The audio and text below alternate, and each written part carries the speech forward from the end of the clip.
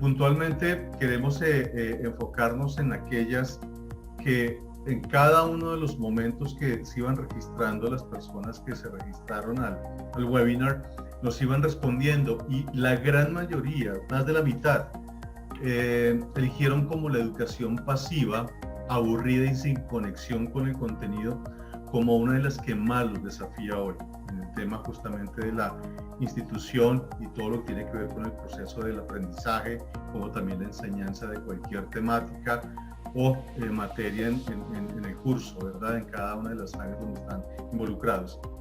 El 6% nos habló sobre la baja satisfacción de padres y estudiantes como otro de los desafíos que puede estar presente allí en la excelencia académica, y hay un 30% que lo aduce a las brechas propias frente a la nueva normalidad. Si sumamos el 58 del 30, estamos de alguna manera viendo que mucho tiene que ver con la exposición al contenido y la exposición a todo esto nuevo que está de alguna manera desafiando la educación, con todo el tema de los nuevos normales, como también todo este desafío que de alguna manera nos plantea la pospandemia y toda esta parte que viene con la nueva normalidad en la educación, que ya pues es un gran reto que durante el COVID tuvimos que asumir, y que queda pues la experiencia y el aprendizaje para saber que pues de alguna manera no vamos a volver a tener los mismos procesos formativos como los que teníamos antes del COVID, ¿no? El 3% habla un poco del bajo reconocimiento del propósito, visión y misión como educadores, y el otro 3% nos habla sobre justamente el decrecimiento que se ha tenido a nivel de los matriculados y los resultados en cada una de las instituciones.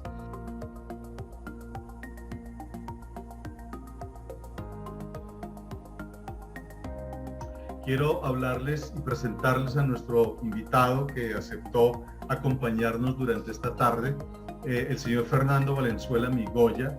Quienes quieran seguirlo está como @ferval100, y justamente siempre que tenemos esa posibilidad de hablar con Fernando, como en algún momento le compartí a uno de los asistentes, no solamente nos ayuda a tener ese update y esa posibilidad de entender qué está pasando en el planeta con todo el tema de educación emergente, con todo el tema de tecnologías emergentes, cómo combinar esto, sino que además de actualizarnos nos deja unos desafíos tremendos. Y hoy Discovery Education abre la puerta justamente para hablar con Fernando Valenzuela un poco alrededor de todo esto que planteamos en las preguntas. Pero antes de darle espacio a Fernando para que continúe con la audiencia, me gustaría, Fernando, si ya me estás allí escuchando, hacerte una pregunta que tal vez algunos de la audiencia se puedan hacer, o quienes están en el tema del EdTech a nivel mundial. Surge, y por lo menos a mí sí me llama la atención, poder de tu parte conocer un poquito acerca de cómo llega uno a ser un líder a nivel del planeta en el tema del EdTech, y además de ser un líder reconocido en el mundo por lo que estás haciendo en muchos de los países con estas alianzas que lideras, no solamente allá en Europa, en los Estados Unidos, sino también en América Latina. ¿Cómo es que llegas tú y qué significa ser un Leadership Winner en los awards que se hicieron en el EdTech recientemente? Fernando, te dejo con la audiencia y muchas gracias de nuevo por acompañarnos.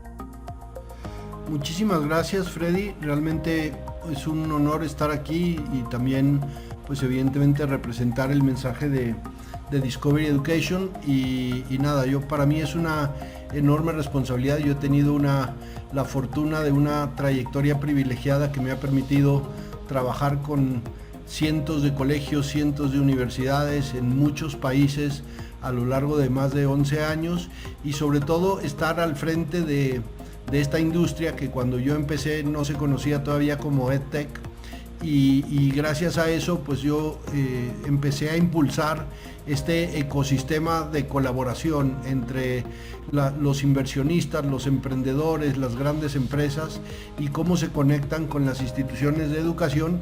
Y creo que ese esfuerzo de colaboración, de trabajar en red, de buscar conexiones en el mundo y de entender que la educación no es algo que ocurre en un país, en un momento, sino que es un desafío sistémico mucho más amplio que requiere unas miradas muy distintas. Entonces yo elegí un espacio que era la combinación entre pedagogía, yo entendía que habría que profundizar en los métodos pedagógicos, y la tecnología, porque la gente que entiende de pedagogía le cuesta mucho trabajo entender el potencial de la tecnología. Del otro lado, la gente que conoce profundamente la tecnología le cuesta conectar con la pedagogía, y ninguno de los dos entiende el capital, las necesidades de inversión, de retorno, y ninguno de los tres entiende cómo usar la pedagogía y la tecnología para cerrar brechas y tener impacto. Y entonces yo hace ya 10 años, un poco más, elegí que ese espacio entre pedagogía, tecnología, capital e impacto era el espacio que yo pretendía ocupar. Así que ese ha sido un poco el resumen de muchos años, muchas discusiones, cientos de instituciones. Acabo de hacer un inventario de todas las empresas con las que yo he estado involucrado, todas las universidades, todos los colegios, y realmente es impresionante ver cientos de nombres, de marcas, de modelos con los que me ha tocado colaborar.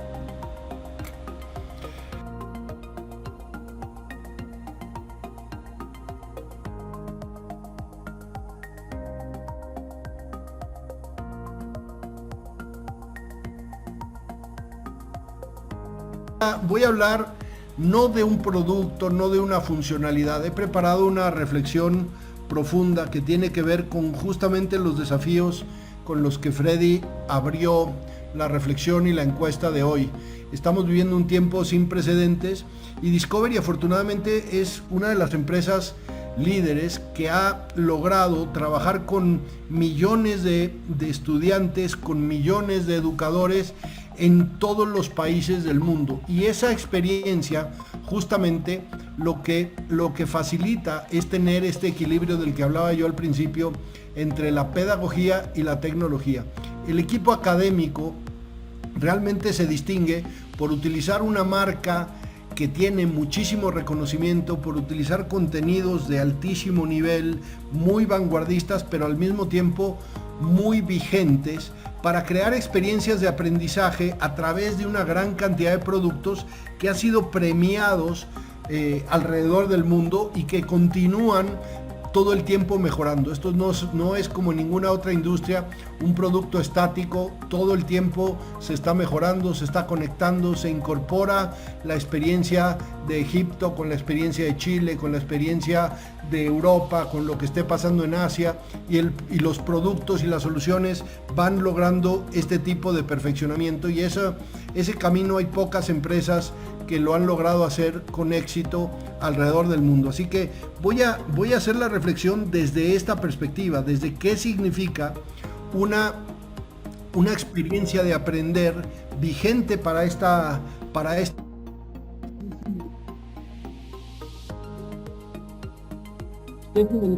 en un proceso realmente entonces vamos a empezar con esta reflexión. ¿Por qué hacemos esto? Bueno, primero porque hay nuevos principios que hemos aprendido en la ciencia del aprendizaje y del desarrollo cognitivo. Segundo, porque en la pandemia nos hemos dado cuenta de la enorme relevancia que tienen las relaciones para catalizar el desarrollo y el crecimiento de un aprendizaje saludable. Es decir, si nosotros tenemos una experiencia presencial, la mayor razón por la que tenemos que hacer una experiencia presencial es para construir relaciones más sólidas, crear entornos de confianza, y justamente esa parte no tiene nada que ver con la transmisión del contenido. Otra de las necesidades que hemos desarrollado y que han sido más tangibles cada vez es esta idea de que hay que crear un aprendizaje activo que se construya a partir de las niñas y de los niños en forma activa, pero ahora mucho más interconectada en contexto. Es decir, nos estamos moviendo de un conocimiento que era de una materia muy lineal, muy vertical, a un aprendizaje interconectado, que sea mucho más social, mucho más emocional y después cognitivo o académico. También aprendimos a lo largo de la pandemia que el impacto que tiene la percepción de cada uno de estos estudiantes con su potencial, con su confianza, con su éxito y con la relación que tiene entre sus compañeros, entre los docentes, es uno de los elementos fundamentales para que el aprendizaje se lleve a cabo. Así que si el estudiante no cree que es capaz, que tiene potencial, si no tiene un refuerzo positivo, es mucho más difícil. Así que esta frontera entre aprender algo para saberse la respuesta del examen y construir una red de apoyo, de fortalecimiento, de relacionamiento, es lo que hace que los alumnos se conviertan en agentes de su propio aprendizaje. Así que por eso, por estos aprendizajes, es que estamos pensando y repensando el aprendizaje. ¿Esto qué quiere decir? Que se rompió lo previsible de la educación, que ahora estamos en un momento de caos, en un momento que nos obliga a pensar que estamos preparando estudiantes para una época totalmente impredecible, totalmente transformadora y que no tenemos una fórmula o un precedente que sepamos que va a funcionar para todos los estudiantes en todos los contextos durante toda la vida. Esto quiere decir entonces que el significado del aprendizaje existe, pero hay que empezarlo a descubrir, hay que pensar las tendencias, los patrones y crear significado conectando cosas que parecen no conectadas o no naturalmente conectadas. Así que esta reflexión lo que habla es que ahora tenemos que crear entornos de aprendizaje, métodos pedagógicos para vivir en el caos, para ser capaces de conectar cosas, el todo con el todo. Y esa capacidad de reconocer y adaptarse es una de las tareas claves del aprendizaje. Por eso es que es relevante una marca como Discovery, el posicionamiento de los contenidos, el conectar el mundo del entretenimiento, porque todo el mundo conoce a Discovery desde el lado del entretenimiento, pero no necesariamente cómo el entretenimiento y la educación empiezan a romper fronteras. Así que seguimos. Voy a hacer una serie de planteamientos que pasan por entender que en promedio, antes de la pandemia, un maestro podría afectar más o menos a 3,000 estudiantes a lo largo de su carrera. Y que realmente lo que los estudiantes recuerdan es cómo ese maestro, esa maestra, apoyaron en un momento difícil, que les han animado, inspirado a seguir los sueños y que los estudiantes le reconocen cuando un docente, cuando un maestro o una maestra les aumenta la autoestima y la confianza. ¿Qué quiero decir con esto? Que de estas 4 reflexiones, de estos 4 elementos, lo que nos dice es que nadie recuerda a sus maestros porque les enseñó una pregunta de examen, porque les enseñó un contenido, les está enseñando a vivir con mejores herramientas, a perseguir sueños más grandes y a aumentar su autoestima y su confianza. Y ahí es donde empieza a cambiar la narrativa del aprendizaje y qué significa ser docente, qué significa ser profesor. Y esto pues lo evalúo aquí con esta reflexión de que enseñar no es un trabajo estructurado, rígido, lineal, donde sabemos qué contenido vamos a enseñar la semana 1, la semana 2, la 3, la 4, sino que es un trabajo muchísimo más caótico, muchísimo más artístico, y que ahí es donde empieza este balance entre utilizar herramientas tecnológicas y conectarlas con una pedagogía.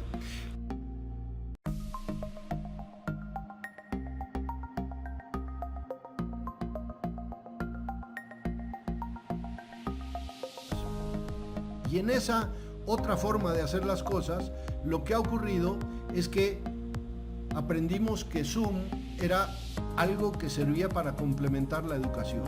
Aprendimos que los profesores, las profesoras, las maestras y maestros se tenían que convertir a veces en artistas de cine, tenían que saber producir videos, tenían que saber grabar, estar frente a la cámara, y nadie las había preparado para esta realidad. Entonces, decía que hay evidencias que determinan que a partir de la pandemia se perdió este ritmo de aprendizaje entre las áreas más importantes, sobre todo matemáticas, ciencia y lectura. Al perder matemáticas, ciencia y lectura, lo que nos espera entonces es un retraso general en el aprendizaje.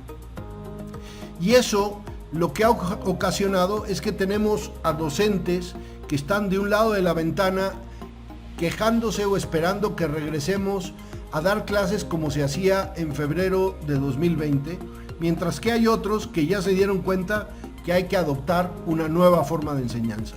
Y ese cambio depende de las personas, de la confianza que tenga cada una de estos maestros y maestras para adaptarse a esta nueva realidad. Y yo siempre uso esta metáfora que seguramente ustedes conocen de este puente en Honduras, que fue construido con los mejores materiales, que fue construido a prueba de todo, y decían, este puente es tan perfecto que no lo va a poder tirar nadie. Y efectivamente, tenía todos los materiales de primer nivel y nadie lo pudo tirar, pero lo que sí pasó es que el cauce del río cambió. Y el puente, igualmente con los mejores materiales, se hizo inservible.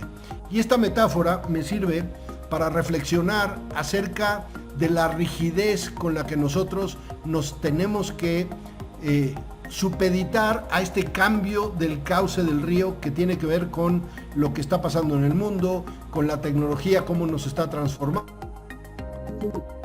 Estamos enseñando a niños y a niñas que probablemente se van a dedicar a este tipo de empleos que todavía no se han inventado. Todos los hemos escuchado. Y aquí me refiero a la figura de Sir Ken Robinson, que muchos de ustedes lo deben conocer y que falleció desafortunadamente el año pasado, y que hablaba de que la vida no es lineal, que es orgánica, que se va construyendo, pero que nosotros hemos desarrollado un esquema de educación demasiado lineal. Entonces, si pensamos que la educación es lineal, pero la vida es caótica y flexible, entonces existe una dicotomía y una restricción en la forma de aprender que nos limita. Y ese es el cambio del que nos estamos refiriendo. Además de esto, ocurrieron otras cosas, y esas cosas fue que se rompió la barrera entre la casa y la escuela. Nos dimos cuenta que aprender puede ocurrir en cualquier momento, en cualquier lugar, y que la tecnología nos va a acompañar por el resto de nuestras vidas.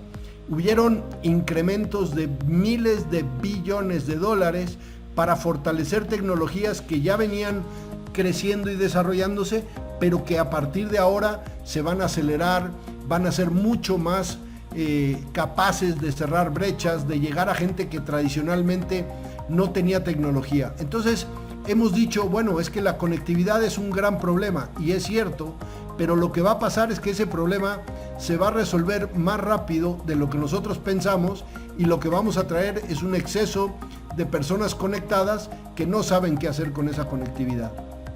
Y en esa medida tenemos que reformular nuestra forma de aprender.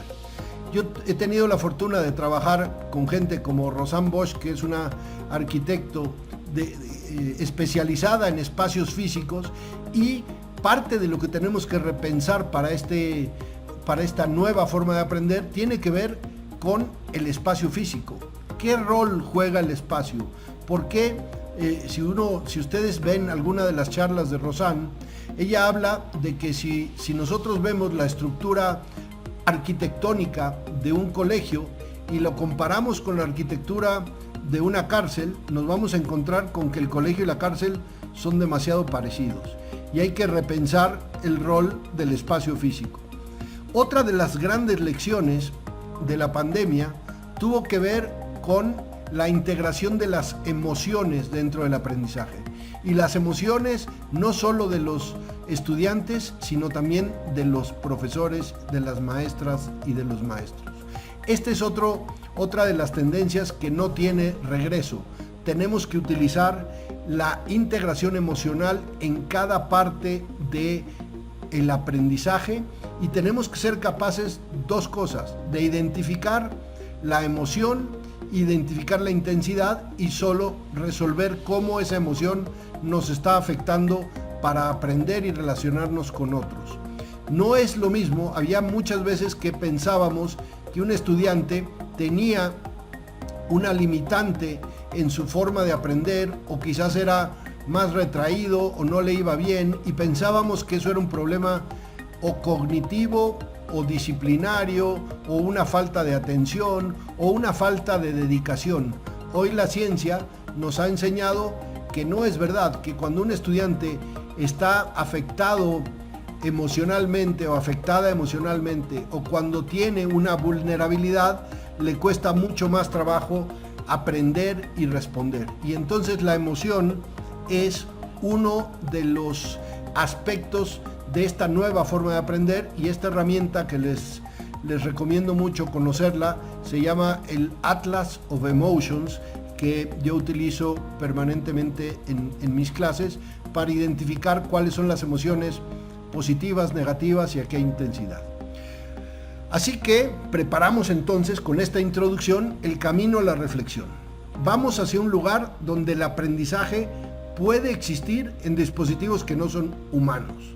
Nuestro rol como profesoras, como maestras, como maestros, es fomentar y mantener las conexiones para que nuestros estudiantes sepan aprender para toda la vida.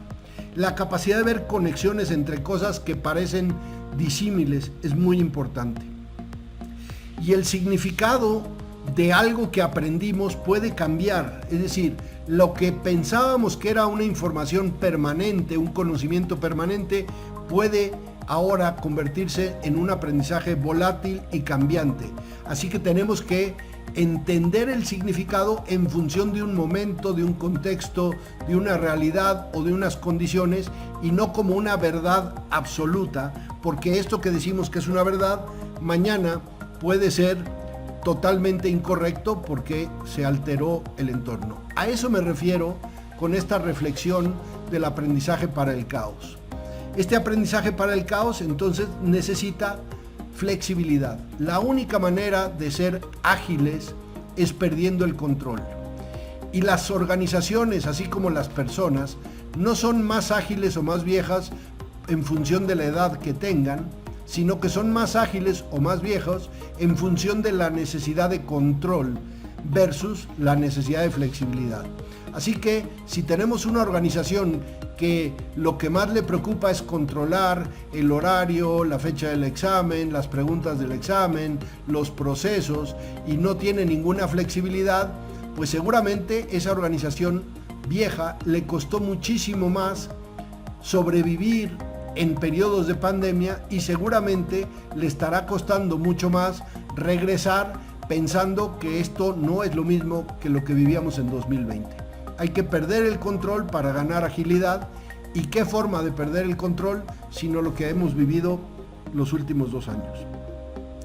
Y eso nos obliga a repensar cosas que tienen que pasar en persona para establecer relaciones y confianza, lo que es en línea, lo que es híbrido, lo que es síncrono y lo que es asíncrono. Y para eso no hay una sola fórmula, no hay un solo momento, no hay un solo estudiante o un solo docente que sepa exactamente cómo integrar cada una de estas medidas para cada uno de los estudiantes, porque no todos aprenden igual.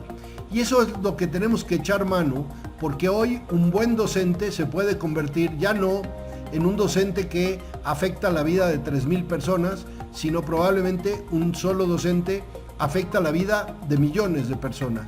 Como mi amigo Sandro en Brasil, que lanzó en la pandemia su canal de TikTok y logró tener 5 millones de estudiantes en TikTok aprendiendo matemáticas. Esa es la realidad a la cual nos estamos enfrentando.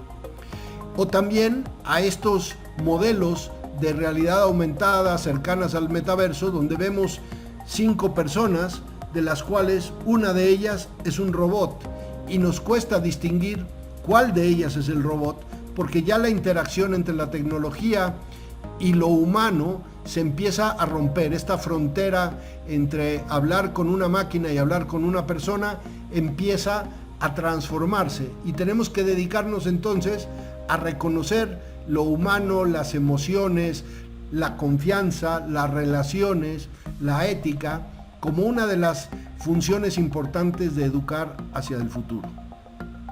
Esto, en un estudio que hizo McKinsey en octubre del 2021, lo encuadró en un marco que a mí me pareció fascinante, que se llama el aprendizaje intencional.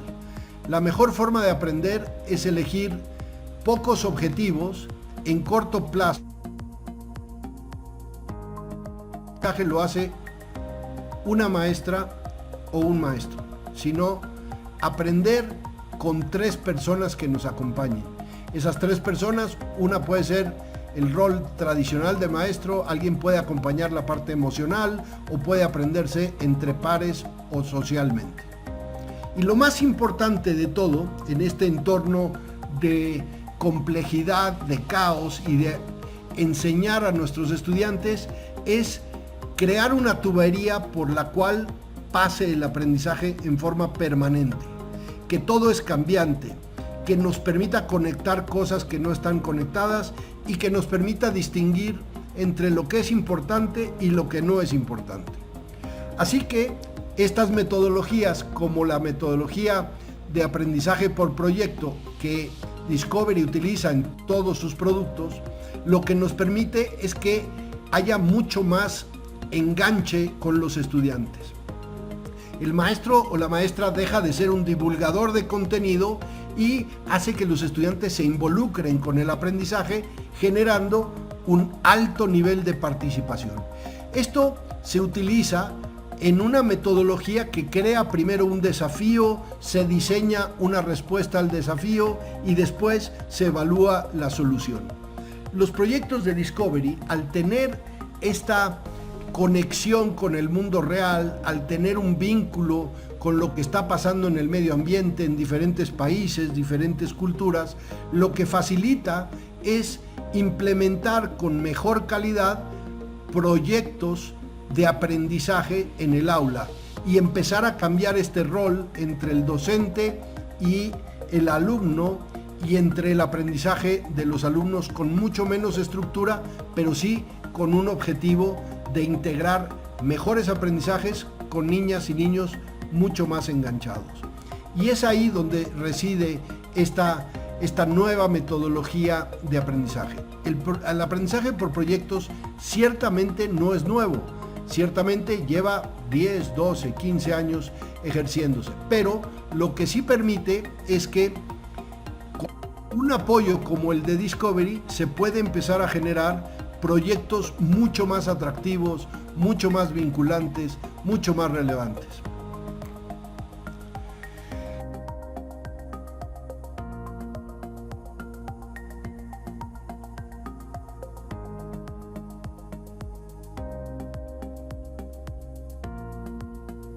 Vamos a entrar entonces en la metodología de las E's. Y entonces esta metodología es la que utiliza Discovery para todos los productos que enseñan temas como ciencia, temas como matemáticas, con los contenidos. Pasamos, el paso número 1 es enganchar, despertar el interés de los estudiantes. Y esta es la imagen en la cual hablamos de este nivel de sorpresa, de enganche, de crear una emoción en los estudiantes. La segunda etapa es la que conocemos como exploración. Ahí ya se empiezan a involucrar directamente con los fenómenos, empiezan a indagar, empiezan a ser más activos, a crear un cuestionamiento, a tirar hipótesis, pero no a llegar a una respuesta, a una fórmula, a un modelo conocido, sino a probar, a hacer una hipótesis, a explorar si eso funciona, si tiene todos los elementos necesarios. Y entonces estamos en una época donde vamos a explorar cosas que la tecnología nos va a obligar a repensar. Aquí les pongo esta imagen donde ya, sin hablar de ciencia ficción, esto ya existe.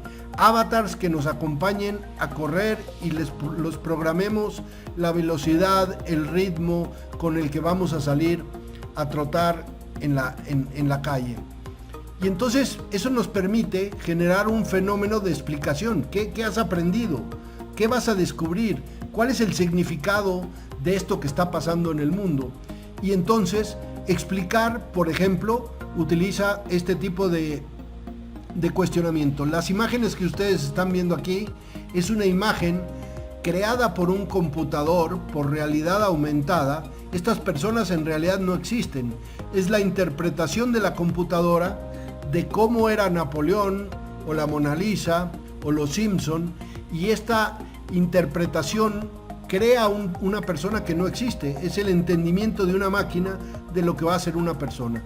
En esta época lo que tenemos que hacer es cuestionar si lo que estamos viendo es real, qué implicaciones tiene, qué impacto puede tener, cómo explicarlo. Y entonces entramos en la etapa de la elaboración, ampliar los conceptos que han aprendido, cómo conectan eso con otro y cómo hacemos que esto sea un espacio de mucho más integración. Una de las características de los productos de Discovery es justamente vincular a niñas y niños con capacidades especiales, diferentes, para que no se trate de crear una experiencia que tenga gente con probablemente temas de discapacidad, alguna limitación emocional, física, mental, sino crear un círculo más grande donde quepamos todos, donde sepamos que el mundo efectivamente tiene personas con capacidades distintas.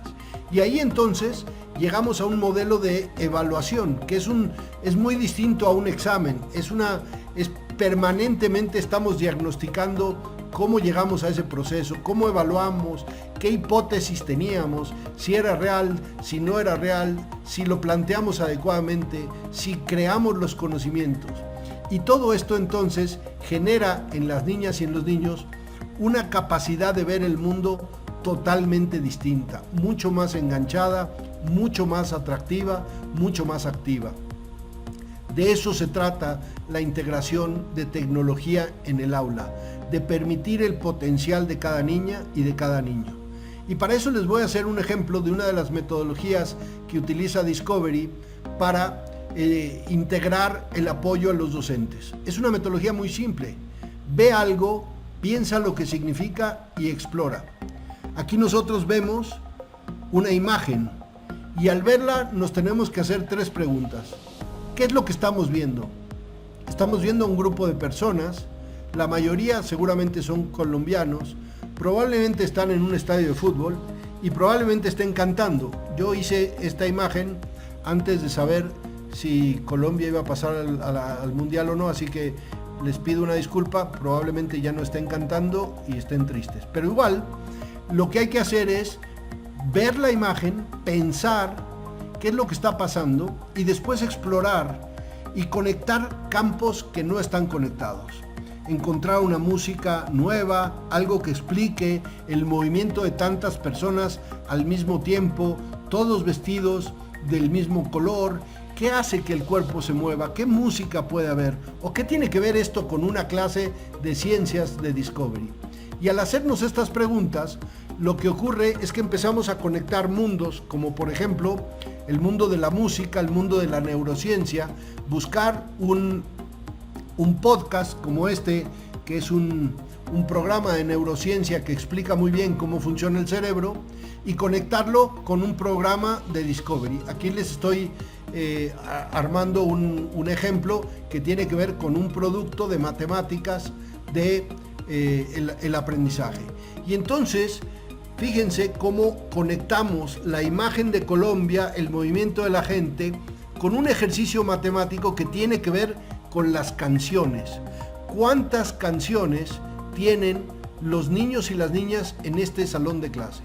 Y entonces, y una vez que creamos ese contexto, las niñas y los niños estudiantes empiezan a preguntarse cuántas canciones tienen en su Spotify, cuántas tiene su papá, su tío, quién es el que más canciones tiene, y entonces se crea una tabla con todos los estudiantes y todas las canciones. Eso ocurre en una plataforma de Discovery y de ahí se empieza a pensar cuál sería la mejor manera de hacer una gráfica con todos estos datos de todas estas canciones y ver dónde están en el promedio la estadística de que en este salón de clases cuántas canciones tiene un niño, cuántas tiene una niña, cuál es el promedio, y entonces llegar a decir, miren, la mayoría de nosotros tenemos tantas canciones en este salón.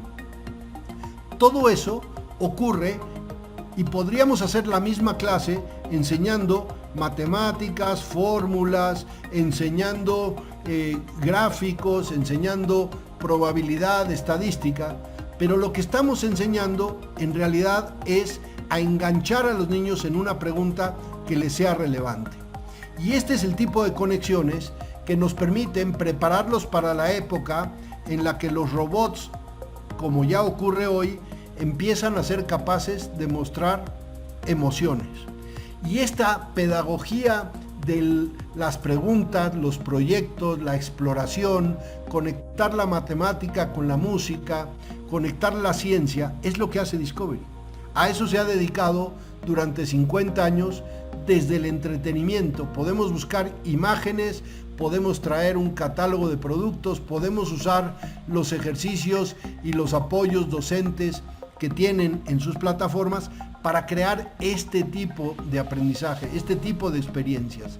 Y además, al utilizar la tecnología digital, lo que estamos generando es una cantidad de información que no podríamos tener con libros de texto, que no podríamos pedirle al profesor que supiera cuántos estudiantes se engancharon con qué, cómo mejoramos la clase, qué contenidos y qué experiencias y qué proyectos son más atractivos que otros. Por lo tanto, la tecnología tiene un retorno muy importante, que es el retorno de información. Si utilizamos bien la información, podemos tener un mejor retorno de confianza, de establecer mejores relaciones con cada una de estas niñas y de estos niños y de mejorar la experiencia. Por lo tanto, entonces Discovery se convierte en un elemento facilitador de una pedagogía totalmente distinta. Nos permite entrar en un espacio que genera una reflexión diferente, que genera una conexión entre el fútbol, la música, la respiración, la matemática. Este es el ejercicio de aprender la reflexión de una nueva excelencia pedagógica, y con esto abro el foro por si hay alguna reflexión, alguna pregunta, y espero que esto que preparé para ustedes haya sido valioso y les haya generado algún tipo de reflexión que permita empezar a transformar la educación. Muchas gracias.